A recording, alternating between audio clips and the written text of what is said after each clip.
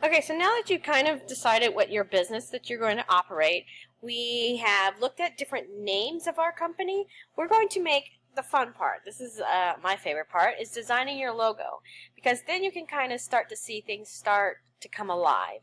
So we're going to talk a little bit about logo design and what it does. So what is a logo? A logo is a visual symbol that's associated with a product, a company, or an idea. Logos are meant to give the product an identity, a brand, so that when a person sees this logo on a billboard, on a door, they know immediately what your company is. And they can identify it and they can remember it. So you want your logo to be lasting. You want it to not be confusing. You don't want it to have, inside meaning. You kind of want it to tell the customer what it is, but you want it to be a lasting impression. So there are 3 different kinds of logos. We have a typographic logo. These uses letters and words. We have a pictograph logo, and these use visual images. And then some logos can have a combination of both pictograph and typographic elements. Logos are used on just about every document a business produces, including business cards, letterheads, any type of flyers or advertisements, brochures, apparel like t-shirts, hats, vehicles. If you have a vehicle that does delivery, you're going to have your logo on your vehicle, any kinds of posters. So we do need to make sure that we take the time to develop a logo that's fitting for your company and the one that you like, because you're going to be seeing this logo a lot. So here is a typographic logo using only letters. There is no pictures, it's just letters. The words below are added to clarify the message. They have a relationship to the logo, but they're not part of a logo. So if you were to look at this on a business card, probably you would just see this part.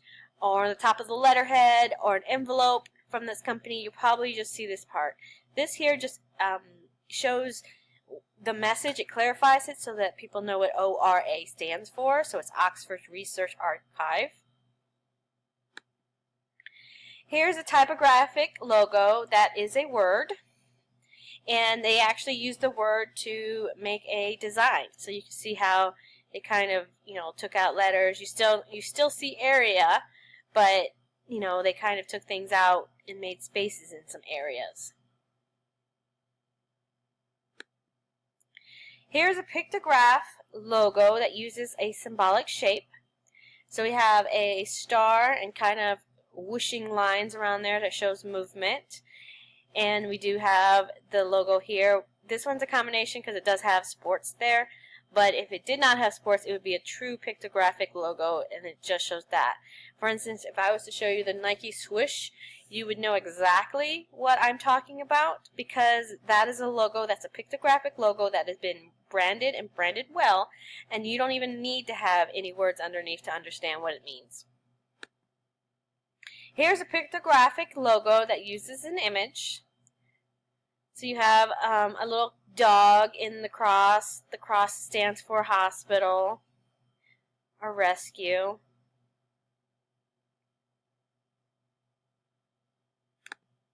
Here's a pictographic logo that uses an abstract design. Now, an abstract design, opposed to the dog in the cross that we just saw, an abstract doesn't have a true meaning. It's interpretation by everybody that's different. So it's kind of like art. When you see a painting that's just blobs of paint and lines, you may see things that I don't see, or vice versa. So it's how we as an individual perceive an idea or a design. And so this is an abstract design. It has, if I'm looking at this, what it looks like, it really looks like people huddling together, kind of with their arms open, and we're looking down from the front.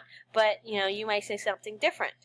That's what abstract is. It is nothing concrete. It's giving you the imagination to basically go wild with it.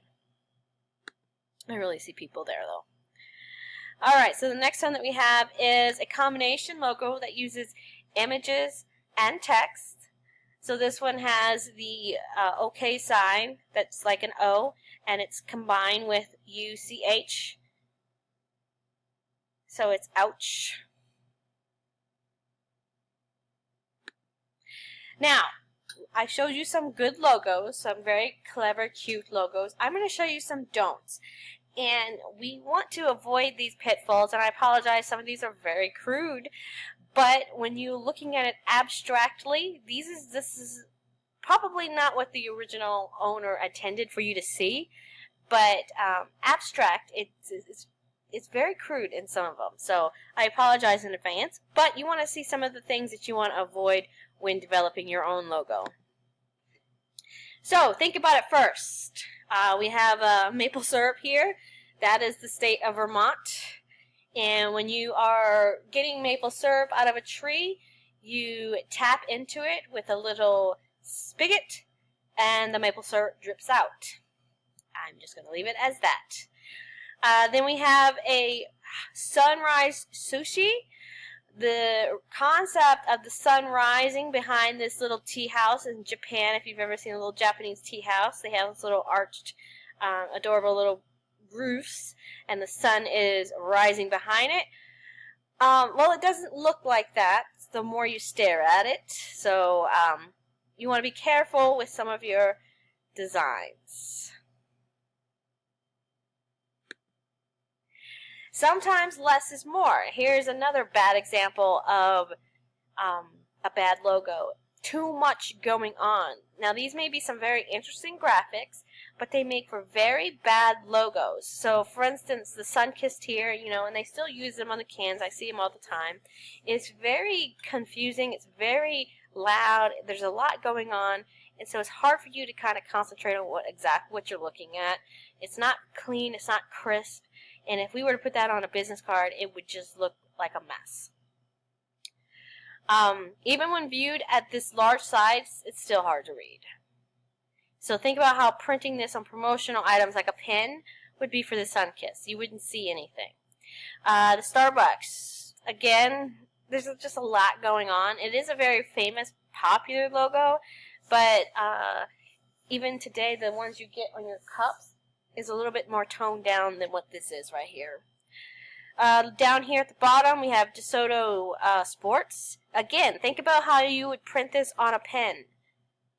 It would be very, very difficult because it would be so hard to understand and read that I don't even know what's going on. Oh, they're like, there's a football helmet. Yeah, there's a lot of stuff going on. Same here with Village. Sometimes less is more. So if you are planning on doing some type of sports-related logo, you don't have to include every sport known to man in your logo. I mean, just one ball, get it. It's sports. Don't overuse cutesy fonts like Papyrus, Curls, or Comic Sans in a logo. These fonts, although they're free and you can use them on, Microsoft Word, they are overly used and they add nothing to your brand's identity. They scream amateur designer, and it makes your company look unprofessional because you can basically make this on your home computer and it looks like it. So you want to be very careful when you use these common cute fonts. Now, I'm not saying that you have to have just bold, Arial fonts or anything like that. But try to find something, if you like the design of, say, like the Viner hand, kind of looks like calligraphy, go and look for something that is a little bit different than what you can find on basic Word document. There's a lot of font sites out there that you can search. My favorite is Dafont, DAFONT.com, and you can download a lot of fonts, and they look professional. And if you can incorporate that with another type of font, you can really make it look like it would pop. So, your first assignment, you are going to create a series of logos. Now this will be for your business. So what I want is your first one is going to be a logo using only your first initials of your business. So let's say your business is all babies crying dollies. I don't know. I'm a doll shop. So your initials would be A, B, C, D. So you're going to have to come up with some kind of a design to incorporate A, B, C, D. If your company is going to be Happy Trails Doggy Sitting, so maybe HT would be your initial. So your first logo is going to be a typographical logo using only your initials of your business. The second one is going to be a combination of typographical and pictograph logo. So right here, I'm using my initials here because I'm opening up a place called Haute Cuisine Keisha Jordan Catering. So KJ with the little pictograph in there. And then the last one, you're going to relate your name to the logo. So I have Haute Catering, Keisha Jordan, and so that would be my logo. To begin this assignment, examine the various shapes of your letters. For example, when we use the letters A and M, they look like they you can mix things around. So we're using these as an example. I'm going to put to the next one. So here we go. Here's A. This is how you can represent the letter A without destroying the letter form. We still know it's an A, but it's gotten a little bit more abstract, a little bit more cute, and a little bit more professional. So here's an example of A. Here is an example of M. So again, we've taken the concept of M. It's still there. It still looks like an M, but we've turned it into 4 triangles here. So that's what I want you to kind of think about. Think outside the box. Kind of think a little bit farther along than, just writing out letters in a curly font and say, oh, that's it. I'm going to be Happy Trails Doggy Sitter, and I'm good with that with just a little dog in there. It's okay, but I want you to think a little bit, have fun with it. So now, after we look at A and M, we're going to look at some common relationship between the shapes of the letter. So when I have the A, we have all of those nice rounded parts to an A and an M. So I can pull those two together. So here's another example of relationships between the shapes of the letter.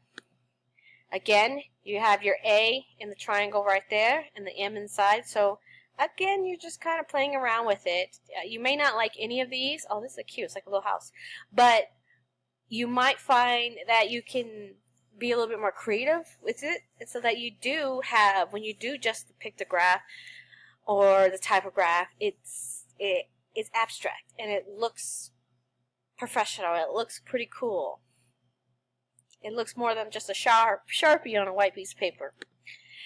Alright, so what we're going to do is you're going to use Logo Maker. You're going to go to this website, and there is a link on Blackboard. You're going to select Logo Creator, select Start Now. You don't need to register unless you want to save your work. And if you do want to register and save your work, you want to use your school email.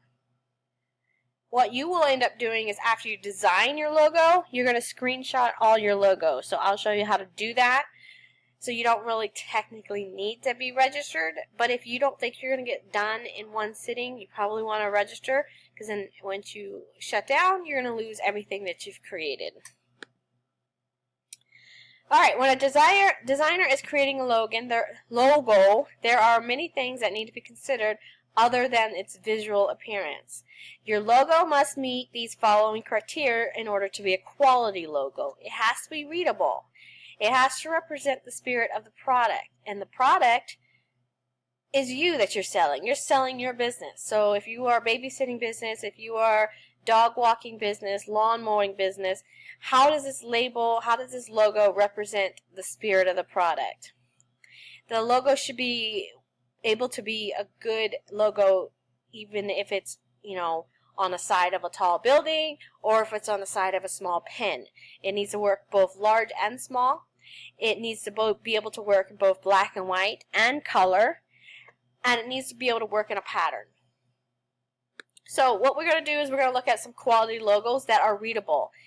This is FedEx. This message is easily recognized and